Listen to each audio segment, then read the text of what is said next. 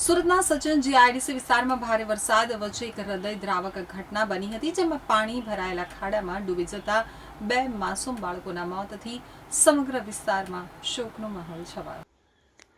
સુરતના સચિન જીઆઈડીસી વિસ્તારની મહાવીરનગર સોસાયટીમાં ભારે વરસાદ વચ્ચે દુઃખદ ઘટના બની હતી.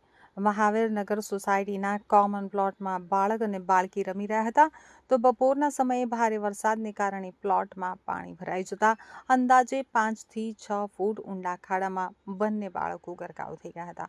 બાળકો લાંબા સમય સુધી નજરે ન પડતા પરિવારજનોએ શોધખોળ શરૂ કરી હતી અને ઘટનાની જાણ થતાં જ ફાયર વિભાગ તેમજ સચિન જીઆઈડીસી પોલીસની ટીમ તાત્કાલિક સ્થળ ઉપર પહોંચી ગઈ હતી. તેમણે બચાવ અને શોધખોળ હાથ ધરી હતી, તો ભારે જહેમત બાદ બંને બાળકોના મૃતદેહ મળી આવ્યા હતા. બંને બાળકોને તાત્કાલિક નવી સિવિલ હોસ્પિટલ ખસેડવામાં આવ્યા હતા, જ્યાં ફરજ ઉપરના તબીબોએ બંનેને મૃત જાહેર કર્યા હતા. પ્રાથમિક માહિતી મુજબ સોસાયટીના કોમન પ્લોટમાં અગાઉ છઠ પૂજા માટે ખાડો ખોદવામાં આવ્યો હતો અને તેનું પુરાણ કરવામાં આવ્યું ન હતું. ભારે વરસાદથી પાણી ભરાતા આ સ્થળ જોખમી બની ગયું હતું.